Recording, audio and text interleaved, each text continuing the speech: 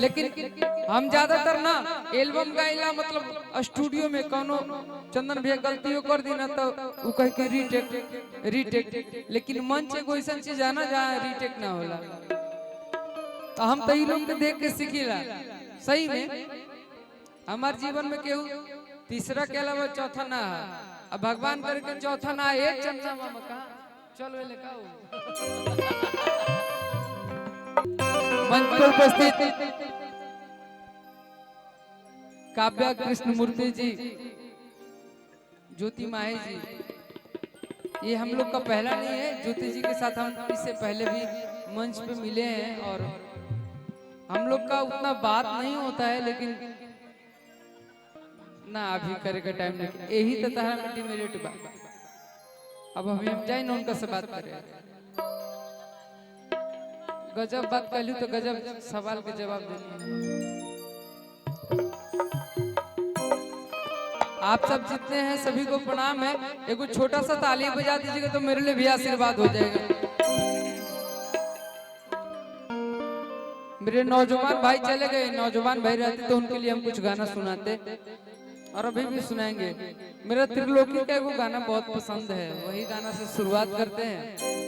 उसके बाद जैसा आप लोगों का इजाजत होगा। देखा आप सब ना भोजपुरी तो सुनबे करीला, हम मगध क्षेत्र से बिलोंग करीले तो एक आध गो मगियो गाना सुनाए बाप सबके नहीं।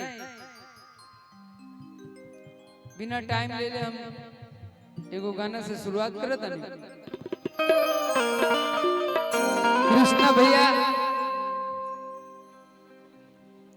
देखिए उ लोग जे गावत रहे ना, चंदन भैया गोलू भैया, इ लोग के छोड़ दी, लोग रोजे मंच करेला, हमरा कबो कबो मौका मिलेला तो हमार थोड़ा सा खाली आवाज बढ़ा के रखे अब बेस दे के रहे। कहे कि अभी बहुत लोग कहता कि बीकू के तक अभी ना मिला तो थोड़ा सा ना बेस रही ना तो चाहे प्रयास करें।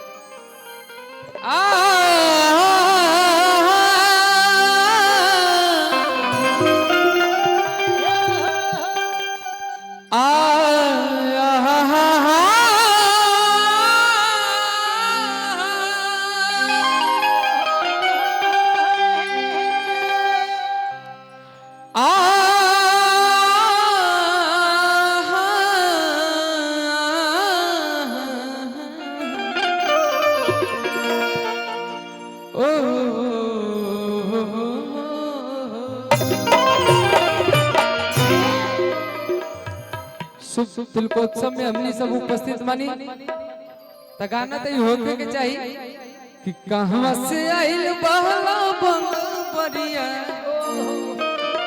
और सुपारी बरिया। लेकिन हम ज्यादातर ना एल्बम गाइला मतलब स्टूडियो में कोनो चंदन भैया गलतियों कर दी ना तो वो कह के रीटेक लेकिन मंच एगो ऐसा चीज है ना जहाँ रीटेक ना होला। तो हम तो लोग के देख के सीखिला सही में हमारे जीवन में केहू तीसरा के अलावा चौथा ना है। अब भगवान करके चौथा ना है चंदा मामा का चलो ले का चंदन यादव गोलू राजा अभी एकरा बाद केहू के एंट्री नहीं की। देश के झंडा में भी तीनों को तिरंगा बा, हरियरो बा में तो हमनी तीनों के जोड़िए अलग बा।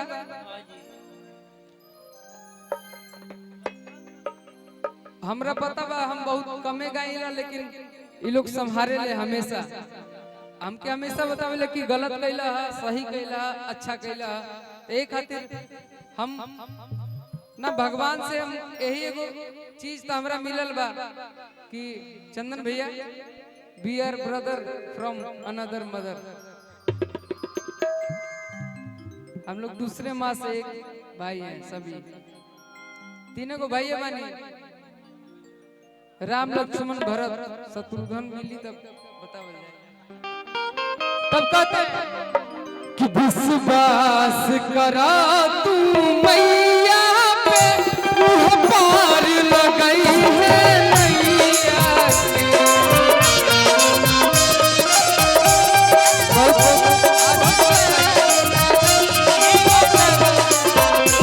विश्वास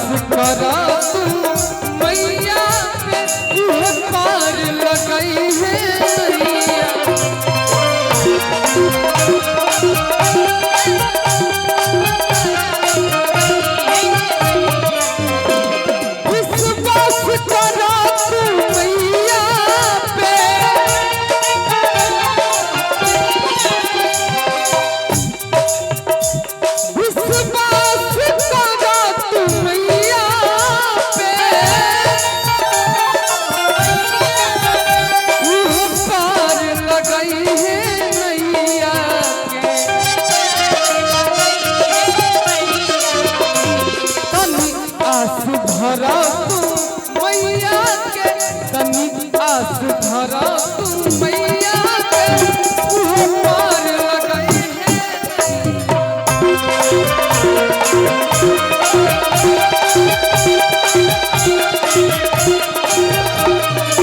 विश्वास धरा तू मैया पे वो पार लगाई है नैया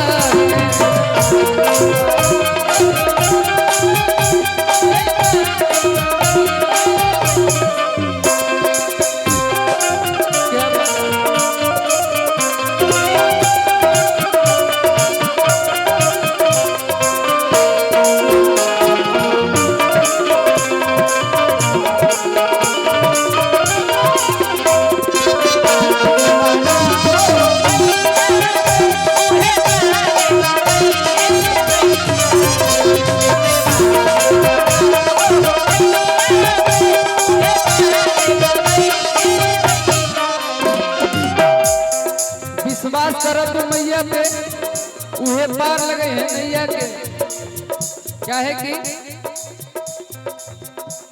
माँ जगत जननी जगदम्बे के सब कृपा बरसी अम्बे के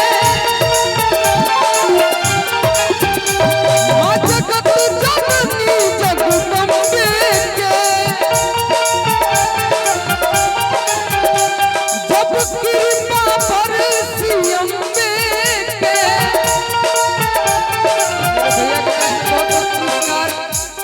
आशीर्वाद चंदन भैया हम आज अकेले बानी जे भी देवे के बाद हाथ में दियो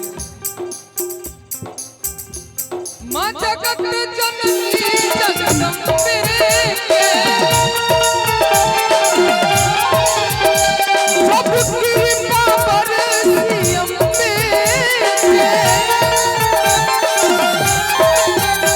जब कृपा बरसी अम्बे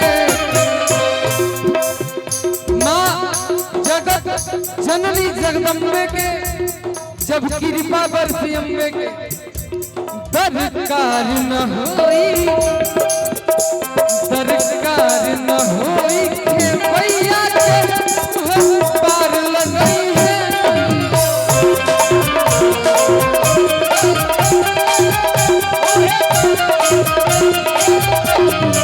विश्वास करा तू मैया पे तू पार लगाई है नैया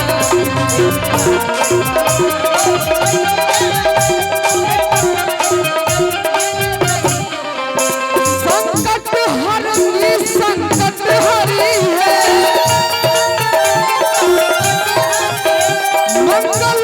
मंगल करी है माई सुख संपत्ति धन भरी है पूजा बिकुई है पैया के पूजा चंदनी है पैया के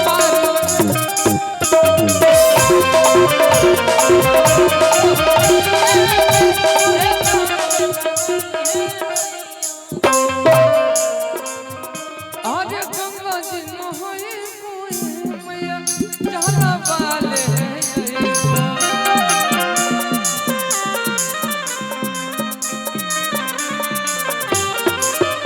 आरे गंगा जी नहाए कोई मैया जाना वाले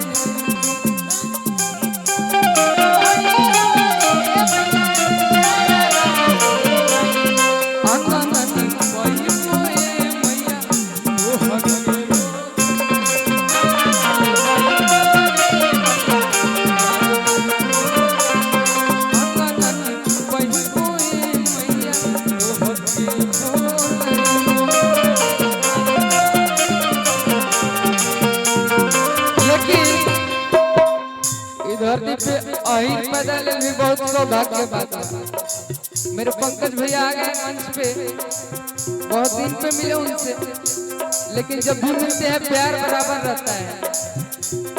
चंदन भैया अरे यही मुलोही मोए दुधवा महंग